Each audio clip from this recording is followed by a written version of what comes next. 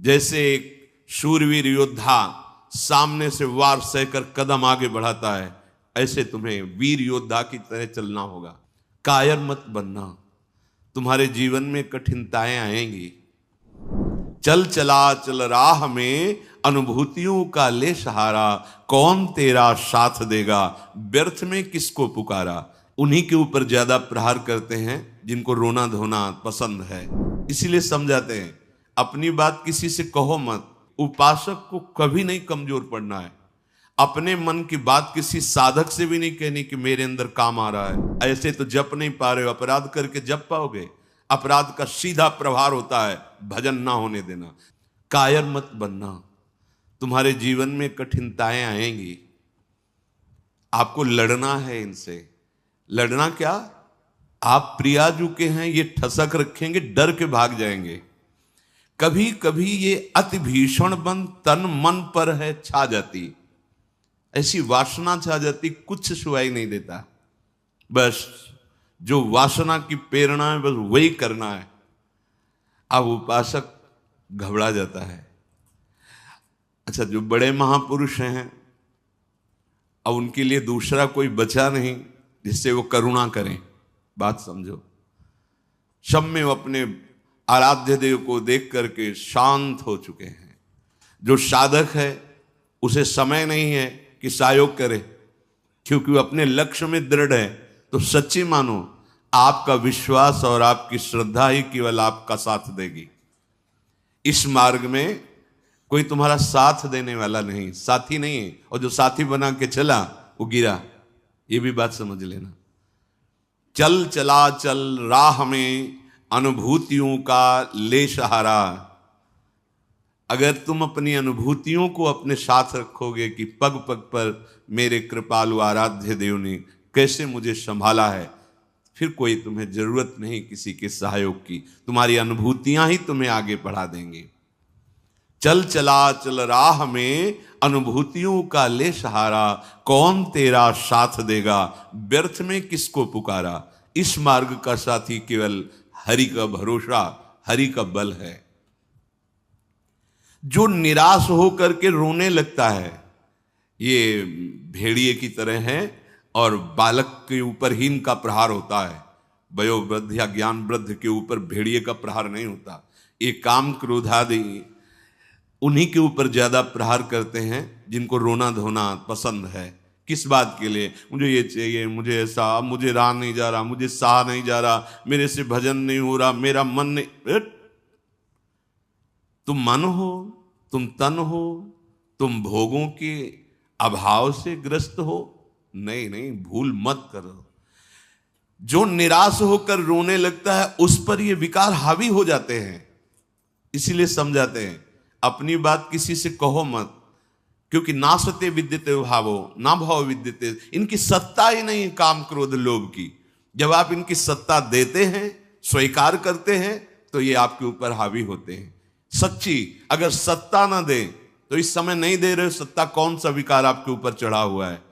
अभी आप उनका चिंतन करें, उनकी सत्ता दे तो अभी जिस विकार का चिंतन करेंगे उसी विकार से ग्रसित हो जाएंगे। जो कमजोर अपने को महसूस करता है, देखो दैन्यता भगवत मार्ग की वो अलग बात है, लेकिन विकारों के लिए कमजोर होना ये भगवत मार्ग के पथिक का लक्षण नहीं है। सहना ही तो है ना, भोगने के बाद तो और डबल सहना होता है। तृष्णा होती और कामना होती, दोनों। जब तक भोगा नहीं तो केवल कामना थी, और जब भोग लिया तो उसकी तृष्णा भी साथ है, तो जलना तो पड़ेगा। तो ऐसे जो भयावह दृश्य उपस्थित कर रहा है मन विकारों को लेकर के, उपासक को कभी नहीं कमजोर पड़ना है। अपने मन की बात किसी साधक से भी नहीं कहनी कि मेरे अंदर काम आ रहा है, मेरे अंदर ये विकार। बिल्कुल उनकी सत्ता नहीं देनी। तुम्हें परेशान नहीं होना, तुम्हें दुखी नहीं होना, तुम्हें रोना धोना नहीं है। अब सहा नहीं, मार देंगे, पक्का मार देंगे, भागना पड़ेगा। ये वीरों का मार्ग है। हो भयभीत छोड़कर साहस, जो का पुरुष भाग जाता। का पुरुष कहते हैं कायर पुरुष को। इस मार्ग से अब हम नहीं, अब हम भोगों के लिए जा रहे हैं, तो जाओ। क्या आगे लिख रहे, भाग न पाता।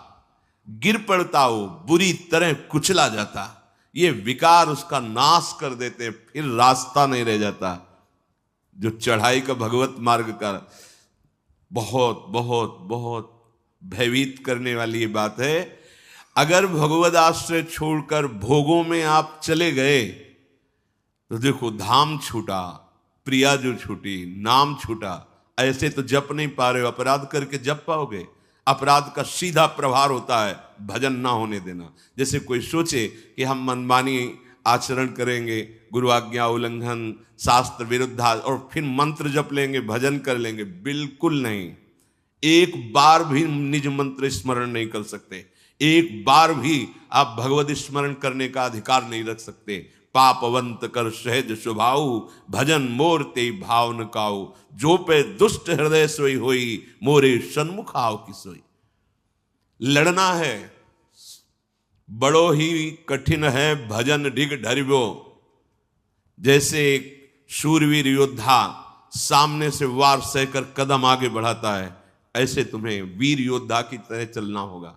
कायर पुरुष की तरह भाग कर जाओगे तो कुचले जाओगे, और अगर धैर्य पूर्वक रहोगे तो कह रहे हैं, पर जो कर विश्वास ईश्वरी बल पर, सम्मुख डट जाता। अब तुम मरना है, चाहे जितना कष्ट हो।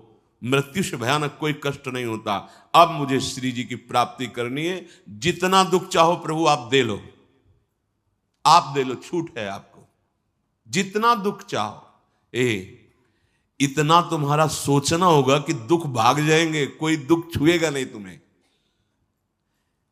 उससे डर वे भाग छूटती नहीं, दुखी वो हो पाता जिसने निश्चय कर लिया कि अब सारे दुख मुझे भोगने हैं, पर हम प्रियाजू को, प्रियाजू के नाम को, प्रियाजू के धाम को, प्रियाजू के चरणारविंद की उपासना को कदापि नहीं छोड़ सकता।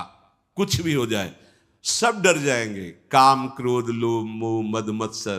पर हम कायर पुरुष जैसा आचरण कर बैठते हैं, गलती हो जाती है कि हम विषय सेवन में ही शांति का अनुभव करना चाहते हैं। हम चाहते हैं अगर हम ये विषय सेवन कर लें तो हृदय शांत हो जाएगा, जलन मिट जाएगी, कुचले जाओगे, परमार्थ से बहुत दूर कर दिए जाओगे, आपको पता ही नहीं चलेगा। माया का खेल ऐसा है, पता थोड़ी चलता है कि हम भ्रष्ट हो गए, पता थोड़ी चलता है कि हम इतने नीचे उतर गए। जब कोई महात्मा आपको दर्शन कराएगा कि आप कितने नीचे गिर गए, तब आपको पता चलेगा। गिरते समय पता नहीं चलता। माया का ऐसे ही भक्ति का खेल है, चढ़ते समय पता नहीं चलता कि कितनी ऊंचाई पर आप चढ़ते हैं। जब गुरु कृपा से कहीं ऐसे द्वंद्व उपस्थित होते हैं और उन द्वंद्वों पर आपका हृदय विचलित नहीं होता, तब पता चलता है कितनी कृपा भक्ति की है कि हमें इस ऊंचाई पर बैठाल दिया कि मान अपमान, लाभ हानि, दुख सुख, ये हमारे ऊपर कोई प्रभाव नहीं डाल पा रहे। पर ये डट वही सकता है जिसने अपने जीवन का लक्ष्य निश्चय कर लिया है। श्रीपाद कह रहे, राधा दास्य, मुझे श्री जी चाहिए। जिसने मन में ये निश्चय कर लिया कि अब मुझे प्रियालाल चाहिए, तो उसकी चाह में इतनी सामर्थ्य होती है कि सबसे लड़ सकता है। जैसे धन की चाह आने पर चोरी करने के लिए भी उतारू हो जाता है, हिंसा करने के लिए भी उतारू हो जाता है, उसको कुछ भी डर नहीं लगता। एक धन का लोभ चढ़ता है तो प्राणों को सौंप दिया, भय को बिल्कुल रौंद दिया, और जैसा भाव बना वैसा कर बैठा। और आप प्रभु को चाहते हैं और आपको डर लगता है। आप परम धन श्री लाडली जी के गोरे चरणारविंद की प्राप्ति करना चाहते हैं, तो अब अपना अधिकार, अपना पन, अपना महत्व श्री लाडली जी के चरणों में। हे प्रभु, हे प्रिया जी, ये प्राण, ये तन, ये मन आपको समर्पित है। अब जैसा जी चाहे वैसा आप करो। यही है सुदृढ़ योद्धा भगवत मार्ग का। अपना अस्तित्व, अपना महत्व, अपना जीवन जब तक जीवन धन के चरणों में समर्पित नहीं करोगे, तब तक जो स्वामी श्री हरिदास जी महाराज करें, ज्यों ज्यों राखत हो त्यों त्यों रहियत हो हरि। जैसे आप रख रहे हो मैं राजी हूं उसी में, जोई जोई प्यारो करे। ये सिद्धांत, ये रोना धोना नहीं। ये जैसे कभी कभी उपासक वहां प्रश्न कर देते हैं जाके, भजन में मन नहीं लगता, हमें लगता है हम इस मार्ग में चल नहीं पाएंगे क्या? आप चल रहे हो या गोद में बैठे हो? पहले निश्चय करो। यदि चल रहे हो तो इतनी टांगों में दम नहीं है कि ये चढ़ाई तुम चढ़ पाओगे। तो गोद में बैठे हो तो चलने का तुम्हें डर फिर क्यों है? श्री हरिवंश प्रताप नाम नौका निज खेवक, भवसागर सुख तरत निकट हरिवंश जो सेवक। पहली बात तो तुम चल नहीं रहे हो, तुम गोद में बैठे हो। ये जो सौंप दिए मन प्राण तुम्ही को, सौंप दिए ममता अभिमान, जब जैसे जी चाहो बरतो, अपनी वस्तु सर्वथा जान। ये चलने वाले पथिक का नहीं है, ये समर्पित पथिक का है। बैठ गया प्रभु के चरणों का आश्रय लेकर। दूसरी बात, कभी कभी मना स्थिति ऐसी होती है, वो टिकाऊ थोड़ी है। कबहू तो थोरो भजन, कबहू होत विशाल, मन को धीरज छुटे नहीं, गहन दूजी चाल। कभी कभी मन नहीं लगता है तो क्या, अरे वो स्थिति आई है, प्रमाद की स्थिति, तमोगुण के कारण कोई कुसंग बन गया, जिसके कारण ऐसी स्थिति आई है कि आपको डर पा रही है कि भजन नहीं होगा, हम पूरा जीवन निर्वाह नहीं कर। नहीं, ये तात्कालिक है, थोड़ी देर में कोहरा हटेगा और आप प्रसन्न मन से चल पड़ेंगे।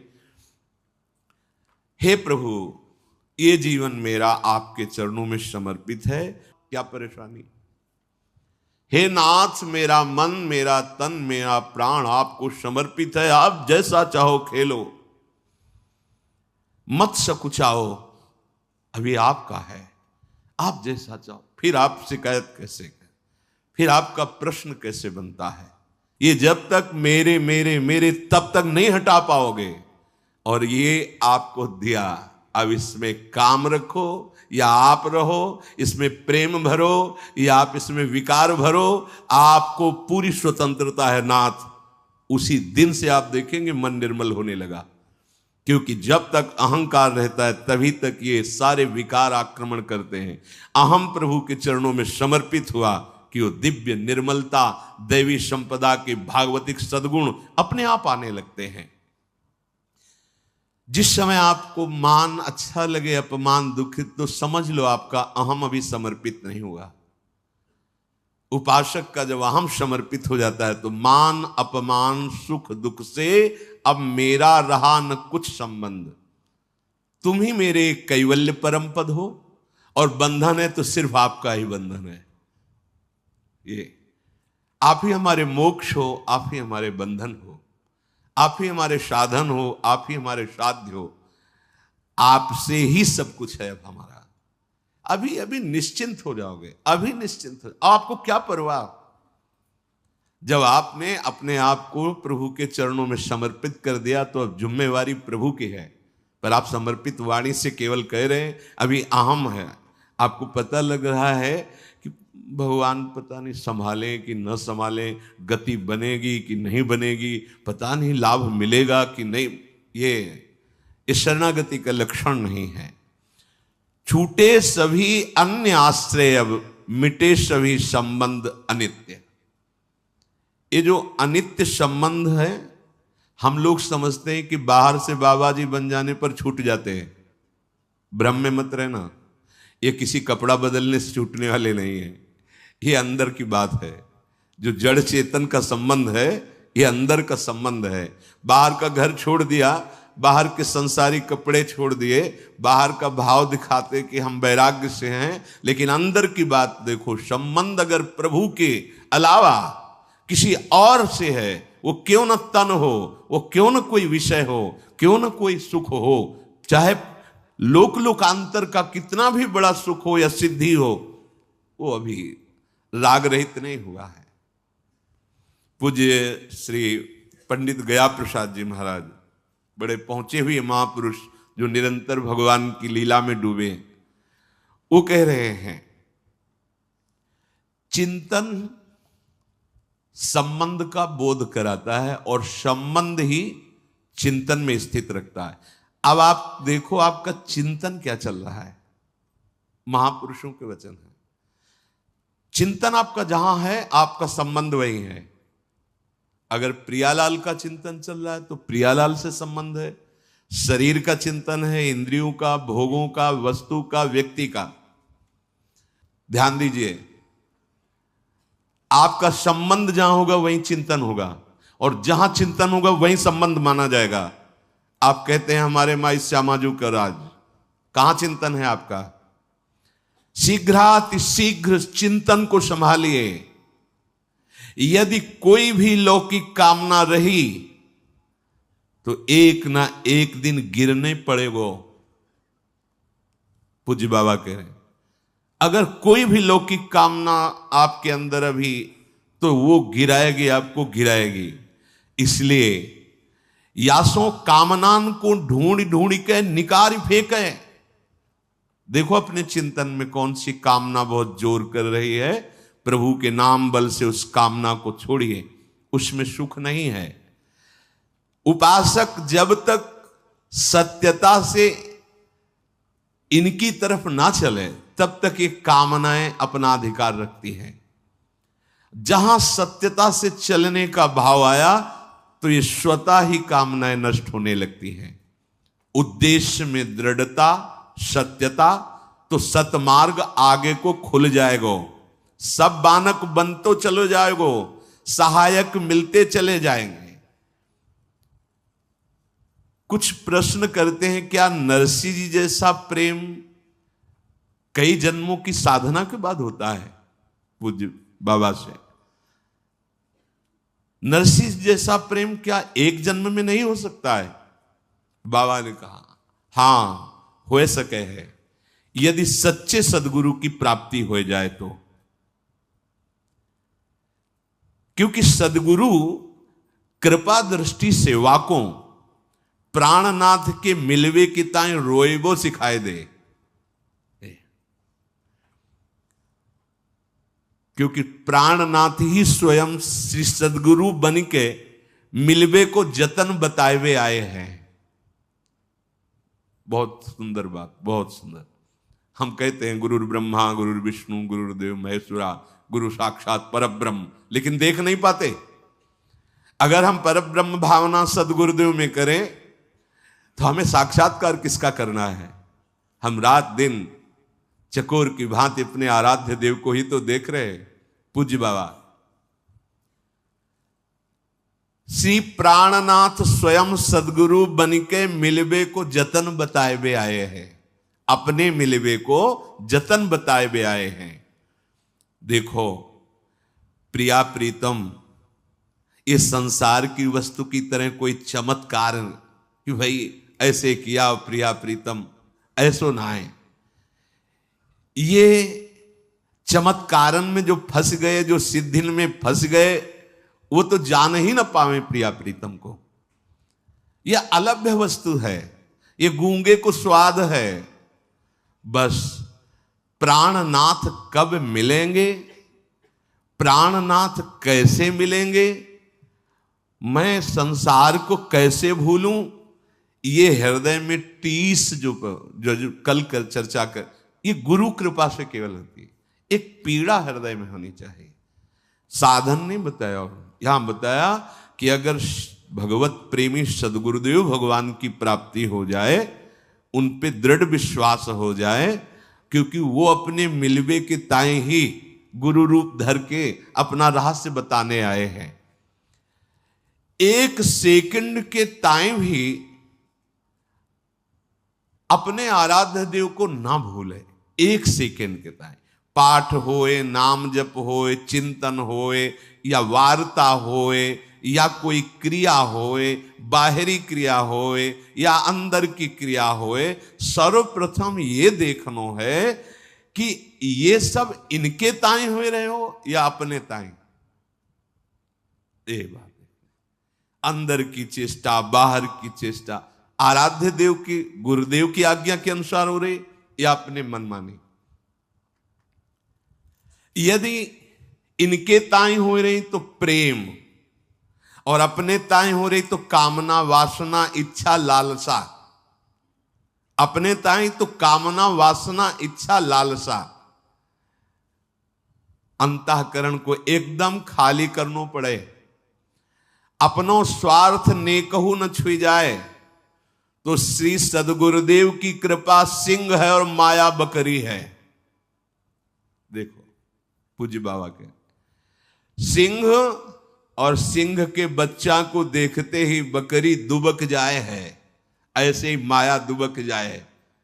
जो सदगुरु का कृपा पात्र है, आज्ञा पालन करता है, तो ये माया बकरी उसके सामने दुबक जाती है। ऐसा नहीं कि उसे फंसा सके। सदगुरु भगवान के दुलारे जीव को माया की ताकत देखिबे कि नाए। देखो अरे वो ठाढ़ी ठाढ़ी सूख जाए, वाके ऊपर कबो अपनो प्रभाव न दिखाए पावे। यह पथ तो श्री सदगुरुदेव भगवान के हाथ बिकायबे पे प्राप्त होता है। साधक अपने मन सो ऊंचो कितनो साधन करे, कितनो ऊंची स्थिति प्राप्त करवे को प्रयत्न कर ले, किंतु अंत में वाको गिरनो पड़ेगो। सदगुरु कृपा। साधक को बार बार यही प्रार्थना करनी चाहिए प्रभु से कि सदगुरु के सम्मुख रहूं। तभी सेवक जी ने महाराज जो यहां पूज्य बाबा कह रहे कि गुरु सेवा तज करे जबानी, यह अधर्म यह सबहानी, कानी न रसिकन में रहे। प्रभु से प्रार्थना करनी चाहिए कि हे प्रभु कभी ऐसी परिस्थिति न हो कि मैं गुरु विमुख हो जाऊं, सदगुरु से विमुख हो जाऊं। देखो किसी भी महापुरुष के हृदय की स्थिति को जानने के लिए उस कोटि का हृदय होना चाहिए। तो हम उनकी पहले बात माने, उसके अनुसार चलें, तो हमें स्थिति का पता चल जाएगा। फिर हमें कोई संशय नहीं रहेगा, कोई भ्रम नहीं रहेगा। अभी हमारी मानसिकता बुद्धि में इतनी सामर्थ्य नहीं कि जो मन बुद्धि के अतर्क तत्वों में स्थित है उनको हम पहचान सकें। तो हमारी उपासना शुरू होती मानने से, वेदांत की उपासना शुरू होती है जानने से। वो जानकर मानते हैं, हम मानकर जान जाते हैं। पहले हम मान लेते हैं गुरु साक्षात परब्रह्म है। भी कोई ऐसा नहीं कि तुम्हारे मानने से क्या होगा, वो है। वही प्रभु अपने आप को जनाने के लिए सोई जाने जी देव जनाई, वो सदगुरुदेव भगवान के रूप में आए हैं। जासो आपको दर्शन करने की सुविधा मिलेगी। अगर गुरु के सन्मुख रहेंगे तो आपको आराध्य देव का जो स्वरूप है गुरुदेव के अंदर छुपा हुआ, इस ढांचे के अंदर, उसकी सुविधा हो जाएगी आपको। उपासक को छल कपट दंभ पाखंड राग द्वेष क्रोध विरोध ये तभी छूते हैं जब गुरु विमुख होता है। पक्का भजन और संत समागम, कोई त्रिभुवन में ऐसी स्थिति नहीं जो प्राप्त न करवा दे। ये दो बात, जो गुरु प्रदत्त भजन है और जो गुरुजनों का संग है, ये दो, ये ध्रुवदास जी ने भी कहा है, साधन को हरि भजन है कै सत्संग सहाय। तो यदि छल कपट दंभ पाखंड राग द्वेष क्रोध विरोध ये हृदय में है तो आप गुरु से विमुख हैं। आप देख लीजिए, अगर गुरु के सन्मुख है और भजन हो रहा है और संत संग, तो ऊंची से ऊंची कोई भी स्थिति ऐसी नहीं जो आपको प्राप्त ना हो जाए। अर्थात नरसिंह मेहता जी जैसा प्रेम इसी जन्म में बहुत शीघ्र प्राप्त हो जाए। रहनी बनाएवे में चूक कर दें हम, पूज्य महाराज जी कह रहे हैं, जाको श्री भगवान की आवश्यकता ही अनुभव ना होए। यदि आप साधना की रहनी जो गुरुदेव ने दी है वैसे चलते रहो तो आपके अंदर भूख बढ़ जाएगी प्रिया प्रीतम की प्राप्ति की। यदि आप उनसे थोड़ा भी विमुख होंगे तो आवश्यकता ही महसूस नहीं होगी प्रभु की, आवश्यकता भोगों की महसूस होगी। अध्यात्म की नींव है सद्गुरु श्रद्धा। संतन की कृपा मनाओ, भक्तन सो मैत्री करो और ये बात मांगो कि हमारे सद्गुरुदेव भगवान में अपार श्रद्धा है। मेरे श्री सद्गुरुदेव भगवान को सदैव मेरे मन पे अधिकार हो जाए। अभी हम अपने मन की बात रोते रहते करके अधिकार कहां दिया है? अगर आपके मन में कुछ आ रहा है तो तुरंत दृष्टि पहुंचाओ, सद्गुरुदेव भगवान ये आपको दिया हुआ मन है, आप देख लो, राजी हो इसमें जो चल रहा है, आप राजी हो? अगर आप राजी हो तो देख लो, अगर आप नहीं तो चल कैसे रहा है? ये आपको समर्पित मन है। हम नहीं पहुंच पाते सद्गुरुदेव तक और अपने अहम में ही सीमित रह जाते हैं। तो तुमने जो लक्ष्य बनायो है वाको दृढ़तम, वाको निष्ठा में बदलनो होगो। सब साधन तभी सिद्ध माने जाएंगे जब एकमात्र केवल भगवत चिंतन चलने लगे। बुद्धि की परीक्षा ले खुद, बाबा कह रहे, सामने सब भोग हो तुम्हारे, फिर अगर बुद्धि ललचा रही तो उससे पूछो कि क्या तुम प्रभु की प्राप्ति के लिए चली थी? अय बुद्धि, तूने निश्चय किया था श्यामा श्याम, फिर ये कहां राजी हो रही? फिर ये तू आकर्षित कहां हो रही है? संसार की सब वस्तुन को कोई प्रभाव तुम्हारे ऊपर ना पड़े, समस्त संसार तब भगवत स्वरूप हो जाएगा जब गुरुदेव की आज्ञा के अनुसार भजन और किसी भी भोग का कोई आकर्षण नहीं। तब तो यहां कह रहे कि आपका संबंध जहां वहीं चिंतन, जहां चिंतन वहीं संबंध। इसलिए हमें किशोरी जी के चरणारविंद का प्रेम चाहिए, तो किशोरी जी से ही संबंध और उन्हीं का चिंतन। अगर हमारा संबंध संसार का, शरीर का, व्यवहार का, तो इस पे कोई प्रश्न कर सकता है तो बाबा जी कोई कर सकता है, गृहस्थ तो नहीं कर पाएगा। नहीं नहीं, फिर वही आपसे कह रहे हैं, ये अंदर की बात है, बाहर से नहीं।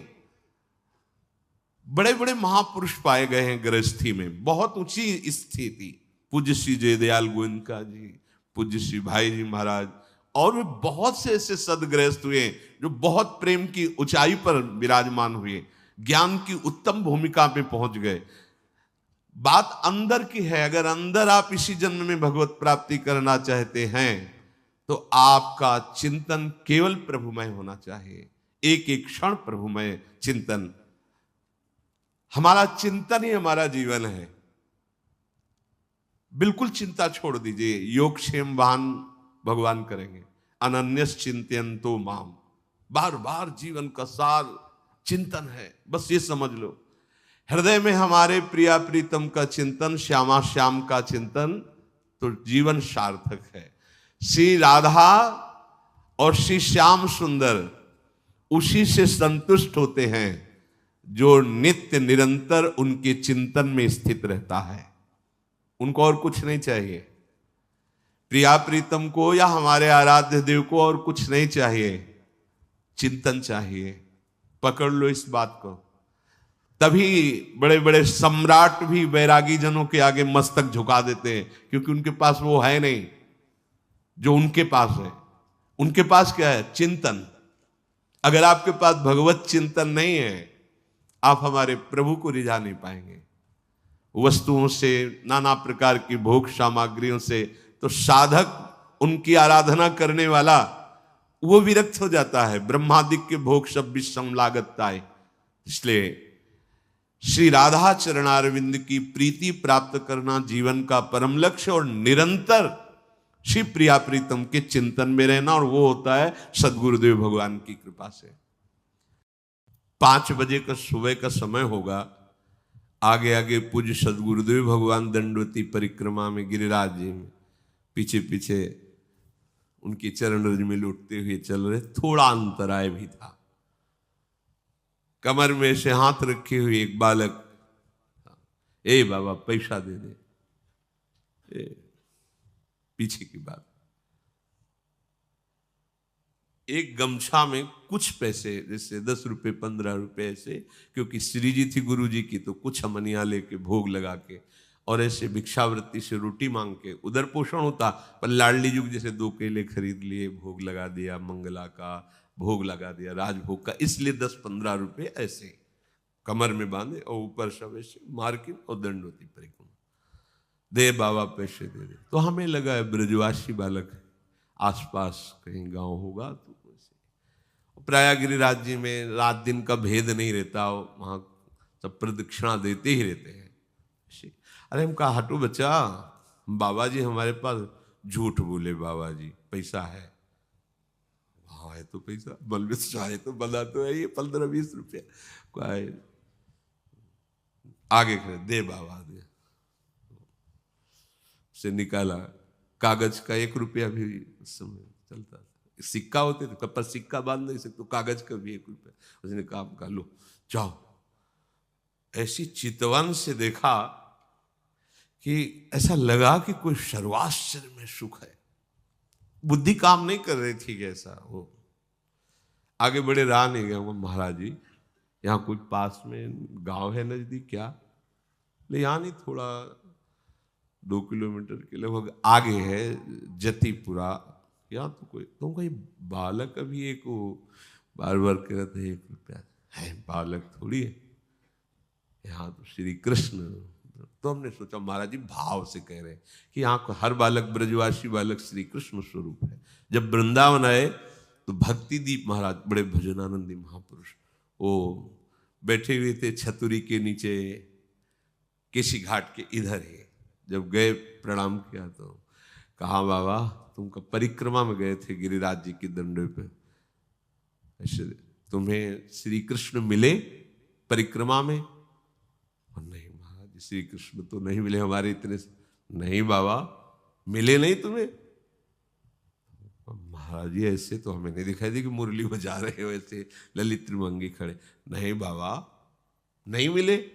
वो महाराज जी वो एक बालक, हमने महाराज जी से बोले वो श्री कृष्ण ही थे। ये बड़े छलिया है, ये बड़े अपने जनों के साथ ये खेलते रहते और हम पहचानने, हम समझते हैं ये व्यक्ति है, हम समझते हैं स्त्री है, हम समझते हैं पशु है, हम समझते हैं बालक है। नहीं, वो बड़े लीला बिहारी है, रोज अपने सबसे मिलते हैं और मुस्कुरा करके जाते हैं कि तू ये मत समझ कि मैं तुझे देख ले रहा, मैं तेरे साथ खेल रहा हूं, हो बुद्धिमान तो पकड़ के दिखा दे मुझे। वो जो सुख लेत सदा ब्रजवासी।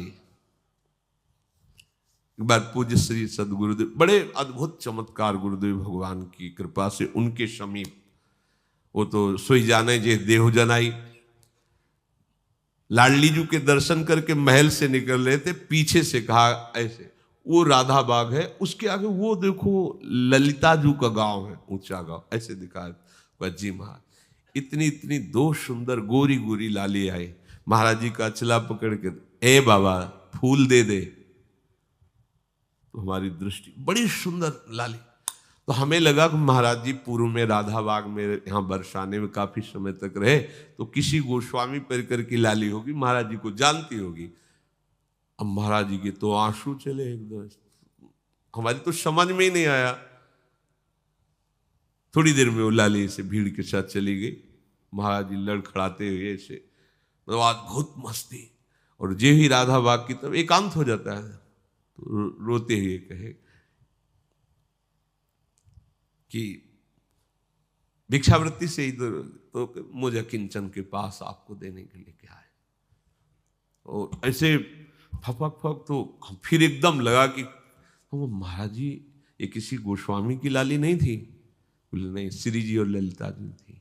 महाराज जी का श्री जी और यहाँ तो चलते फिरते जो भगवत साक्षात्कार बड़े बड़े ऋषि मुनि, ये उनका घर है, वो कभी भी टहलते मिल जाएंगे, दोनों गलबैया दिए। बस हमारी गलती क्या हो रही, हम धाम के आशिक नहीं हो रहे, धाम की रहने से नहीं रह रहे। इस महान पावन भूमि में हम राग द्वेष की क्रीड़ा कर रहे हैं, हम अपराध कर रहे हैं, इसलिए नहीं, यहाँ कोई साधन करने की जरूरत है। महारानी जी के घर में रह रहे हैं और हमें महारानी जी से मिलने के लिए कोई साधन करना पड़ेगा। भैया और देश के बसत ही अधिक भजन जो होए, ये सम तो पूजत नहीं, वृंदावन रहे सोए। अब कैसे कैसे? ये कोई कहानी थोड़ी है, ये कोई ऐसे थोड़ी कि वृंदावन की जय बोलने के लिए महापुरुषों ने बढ़ा चढ़ा, ऐसा नहीं है, अक्षरशः सत्य है।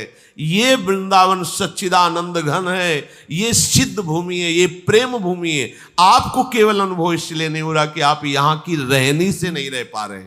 अगर हम लोग रहनी से रहे तो यहां साधना नहीं करनी। प्यारे जो ऐसे गलबैया देकर मिल जाते हैं, उनका घर है, वृंदावन मिल गया मतलब प्यारे जो मिल गए।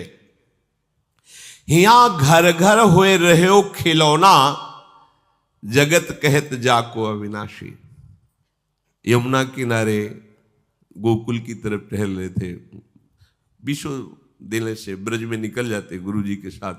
गुरु जी ऐसे यमुना किनारे बैठे हैं, बार बार ऐसे कर जैसे कोई उनके साथ खेल रहा है, और वो खेल तो दूर से हम देख, बड़े गंभीर मुद्रा में। अब तो बड़ी कृपा करके सबको सुख देने के लिए आरती कर रहे हैं प्रगट में। श्री जी के दर्शन नहीं कर सकते थे महाराज जी के, लाडली कुंज में से कोई की महाराज नहीं, राधा वल्लभ जी के मंदिर में जाए, संभाषण ही नहीं, देखना ही नहीं, दरवाजा ही नहीं खोलना,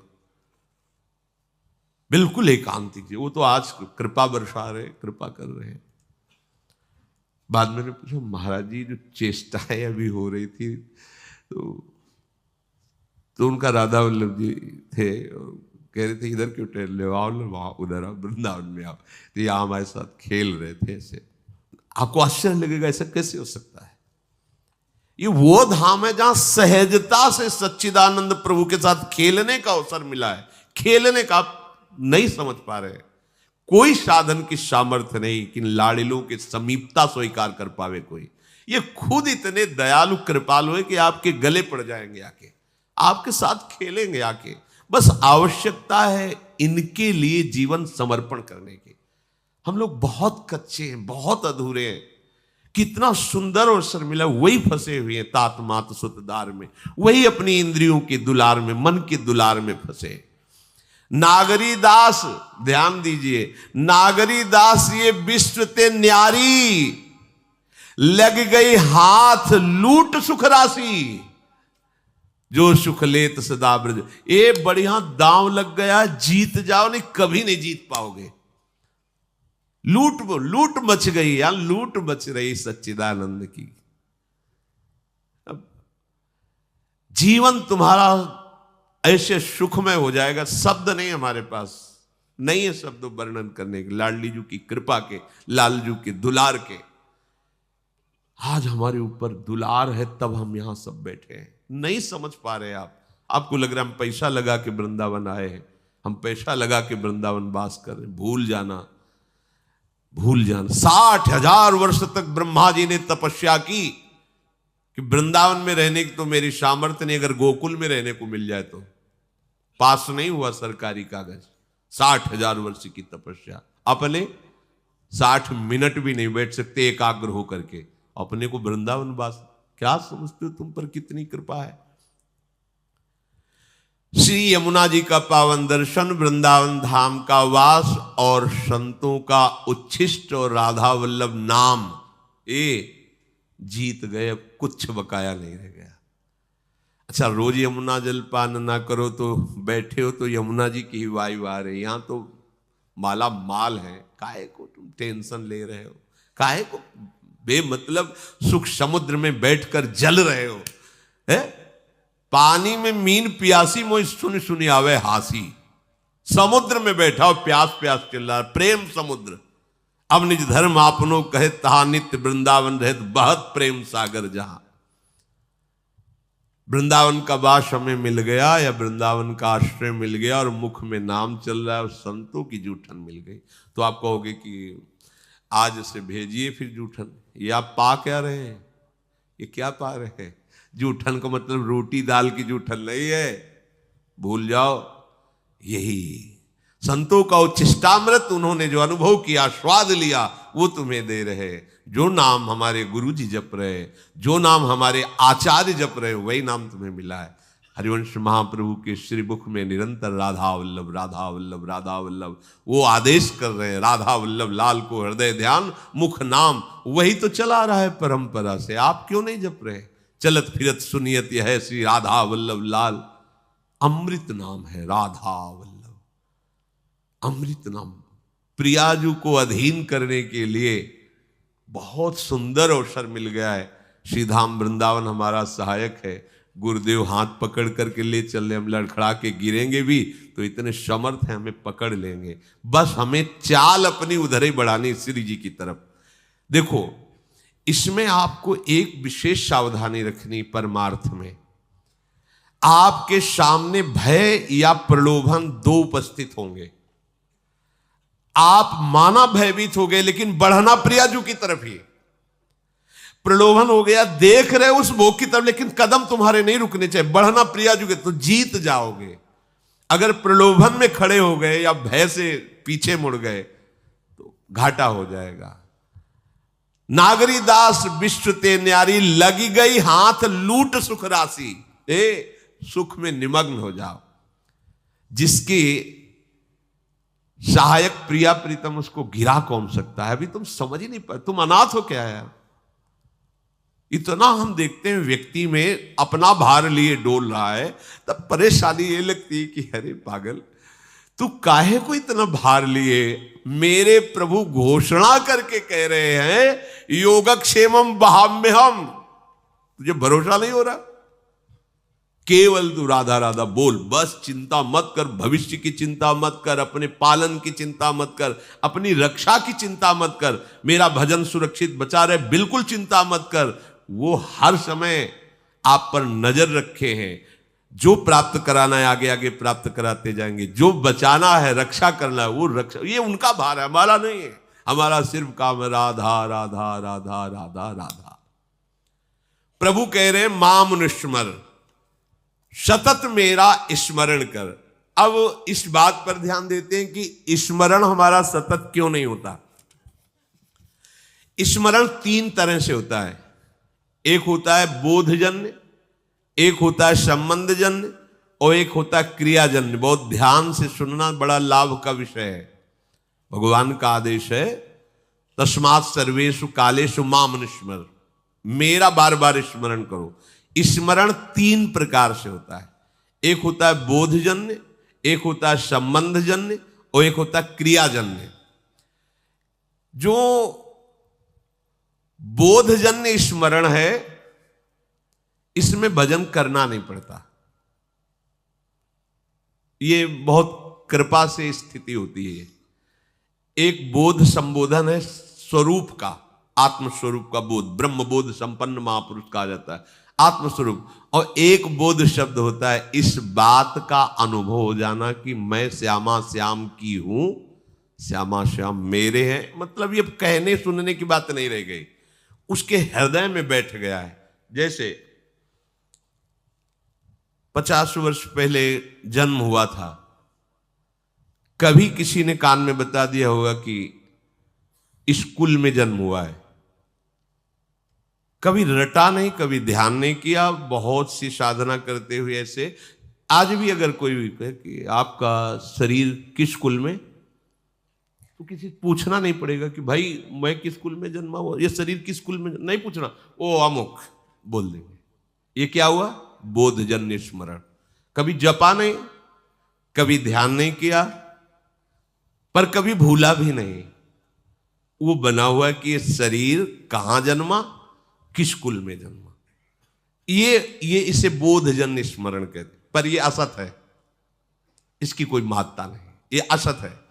ऐसे ही गुरु कृपा से हमारे हृदय में बात बैठ गई कि अरे मेरे असली आश्रयदाता तो श्यामा श्याम है, मैं भूल कर भटक रहा था संसार के संबंधों में। स्वीकृत, मैं श्यामाजू की, मैं श्यामाजू की। अगर ये बात अंदर बैठ गई है गुरु कृपा से, तो कैसी भी परिस्थिति हो आप देखना, इसकी पहचान है। अगर आपको भारी दुख पड़ रहा है तो तत्काल आपकी वृत्ति श्यामाजू पे गई या किसी व्यक्ति पे गई। अगर व्यक्ति पे गई फेल, साहब बात अभी बनी नहीं। सीधे केवल श्यामाजू के चल, राधा राधा राधा। अब क्या होगा भैया, हम तो नहीं जानते, श्री जी के सिवा हमारा कोई परिचय वाला नहीं और कोई पावर नहीं, हमारी श्री जी है, श्री जी के सिवा कोई नहीं। यही सुई आनी चाहिए। आप बराबर स्मरण नहीं कर रहे, अंतर में आपके बैठा है श्री जी के सिवा मेरा कोई नहीं। भारी सुख की वृत्ति है, किसी व्यक्ति पे सुई नहीं जानी चाहिए कि ये बड़ी कृपा की, ला करके वस्तु दी, ये इतने रुपए। अगर ऐसे गई आपके चिंतन की धारा, गई, सब गड़बड़ कर दिया। भारी से भारी अनुकूल या प्रतिकूल परिस्थिति में आपके अंतर की वृत्ति केवल श्यामा जी के, यह बोधजन्य स्मरण। अब स्मरण नहीं करना पड़ेगा, वो हर समय ठसक बली रहेगी। संबंध का दूसरा स्वरूप आता है स्मरण का। गुरु जी से संबंध हुआ, उन्होंने श्यामा श्याम से संबंध करवाया और हमने स्वीकार किया। अब हमें हर समय देखना है कि मैं तो प्रियाजू की बिकी हुई हूं, मेरा कोई अस्तित्व तो नहीं है। तनु वांग मनोभीर अमलई सोहम तविवाश्रिता, इसमें संबंध जनित स्मरण आता है। संबंध से बहुत शीघ्र कल्याण होता है। जैसे मामा प्रयागदास जी की आप कथा सुने तो संबंध, मेरे राम जी जीजा और जानकी जी जीजी, ठसक, मैं उनका साला हूं, मस्त एकदम। कोई कहता कि अरे मामा कभी माला तो चलाते, तुम्हें देखते नहीं, किसका माला चलाएं? अरे मेरे बहनोई चक्रवर्ती सम्राट महाराज श्री राम और मेरी जीजी जानकी जी, अब मैं किसका माला चलाऊं? ऐसे गिरदा में से संबंध हर समय ठसक बनी हुई, मेरे प्रियालाल, मेरे श्यामा श्याम। हम लोगों का स्मरण इन दोनों में नहीं है, ना बोधजन्य है, स्वरूप बोध, संबंध बोध, दोनों में नहीं है। तीसरे में है, वो भी बड़े भाग्यशाली है, क्रियाजन्य। अभ्यास हम कर रहे हैं, श्यामा श्याम हमारे हैं, श्यामा श्याम श्यामा श्याम, पर अंदर बैठा हुआ है हमारी मौसी, हमारी मम्मी, हमारे पापा है, हमारे अमुक संबंधी है। संबंध हमारा जगत से, संबंध हमारा देह से। अभ्यास कर रहे हैं कि श्यामा श्याम का मैं हूं, मैं उनका अंश हूं, उनका नाम जप कर रहे हैं। कि इसमें अखंड भजन करने का अभ्यास कर रहे, अखंड भजन होता नहीं इसमें। बोध में अभ्यास भी नहीं है, चिंतन का कोई प्रयास भी नहीं है। उसका कैसे चिंतन होता है, गोस्वामी जी ने बिल्कुल सरल भाषा में बताया है, तुलसीदास जी ने। कामिही नारी प्यारी जिमी, लोभी प्रिय जिमि दाम, तिम रघुनाथ निरंतर, प्रिय लागहु मोहि राम। कामी कोई बैठ के ध्यान करता है क्या स्त्री का? पर कभी क्या ध्यान भूलता है क्या? ये है सच्चा भजन। ये लोभी आदमी क्या धन का कभी ध्यान करता है क्या? पर कभी क्या भूलता है क्या? सतत उसी में स्थिति उसकी रहती है। ऐसे श्यामा श्याम में महत्पुरुषों की स्थिति रहती है, जिनका संबंध सिद्ध हो गया है, सहचरी भाव को प्राप्त हो रहे, उनको भजन करने की जरूरत है। अरे उनका रोम रोम प्रियालाल में है, रोम रोम रग रग श्यामा श्याम का दासत्व स्वीकार किए हुए विराजमान। भूरी सखी कह रहे रोम रोम जब रग रग बोले तब कुछ स्वाद नाम को। अपने लोगों की स्थिति क्रियाजन्य है, इसमें बहुत खतरा है। क्योंकि कभी भजन की क्रिया होती, कभी भोग की क्रिया होती, कभी योग की क्रिया होती, कभी वियोग की क्रिया होती। ये बहुत खतरनाक स्थिति। अभी भजन की ये स्थिति ठीक नहीं है, क्योंकि जब कभी प्रतिकूलता आती तो न संबंध दिखाई देता, न बोध दिखाई देता है, केवल क्रिया थी, क्रिया ये दिखाई देता। आपकी शरणागति एक क्रिया थी, आपका भेष परिवर्तन एक क्रिया था, क्या न संबंध था न बोध था, इसीलिए बात बनती नहीं। अगर संबंध की ही ठसक आ जाए तो बोध होने में देर न लगे। अगर क्रिया भी गुरु आज्ञा के अनुसार होने लगे तो संबंध का अनुभव होने में देर न लगे। चलते तो हम प्रथम सीढ़ी से हैं। नागरी दास जी महाराज बड़ी ठसक से बोल रहे हैं, हमारी सबही बात सुधारी, कृपा करी श्री कुंज बिहारी और श्री कुंज बिहारी। क्या बोले? राख्यो अपने वृंदावन में जीठा रूप उजारी। अब हमको क्या चिंता करनी है? हम वृंदावन वासी, चिंतन करना है, चिंता नहीं करनी है। अब जहां हम ये कह देते कि क्या चिंता करनी, बेपरवाह रहो, तो इस बात को तो समझ नहीं पाते और भोगों का चिंतन करके भोगों में उतर गए। ये बेपरवाही है, मूर्खता है। चिंता नहीं करनी, चिंतन करना है। स्वामिनी जी का चिंतन अपने वृंदावन में हमें रख लिया, सो हमारी सारी बात सुधार दी। जीठा रूप उजारी, नित्य केले आनंद अखंडित, रसिक संग सुखकारी, कलह कलेश न व्यापे ईठाए ठोर विस्तृते न्यारी, नागरी दासी जन्म जितायो, बलिहारी बलिहारी, हमारी सब ही बात सुधारी। आपके मन में आता है ये बात? हमारी बात हो गई। आपको कोई अगर पूछे कि आपकी साधना क्या, आपका कल्याण क्या, हमारा सब हो गया क्या? अरे वृंदावन वासी, तुमको अब भी चिंता है कल्याण की? हम वृंदावन वासी अब भी हम पापी हैं? हमारी स्वामिनी जो अब भी हमें किसी के आगे कल्याण की भीख मांगनी पड़ेगी? तुम सोचो अपने विषय में। हम तो ब्याज भरोसे कुंवर की सोवत पा, ये ठसक संबंध तो क्या कभी विस्मरण होगा क्या? नहीं, पर हम इसका दुरुपयोग करते हैं।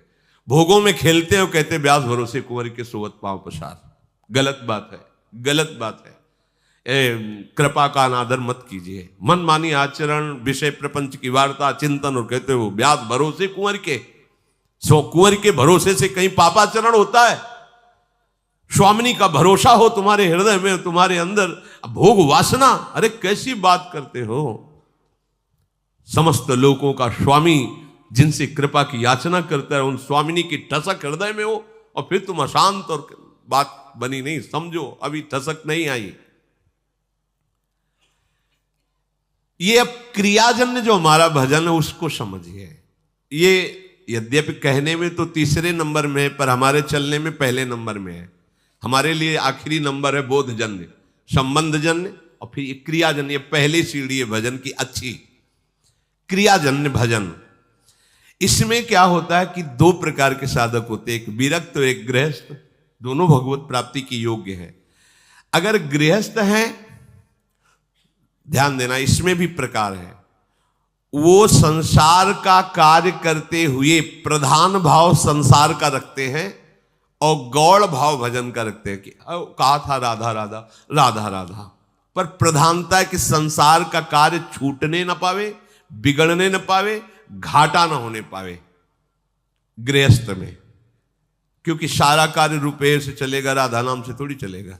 ऐसी भावना मूल में उनके बैठी है, उनके हृदय में बात बैठी। क्रिया करूंगा तो धन मिलेगा, धन मिलेगा तो हमारी बात बनेगी। हाँ, थोड़ा मंगल हो जाए, आनंद हो जाए, इसलिए राधा नाम भी लेते रहते हैं। तो उनका गौड़ माने विशेष भाव नहीं है भजन का।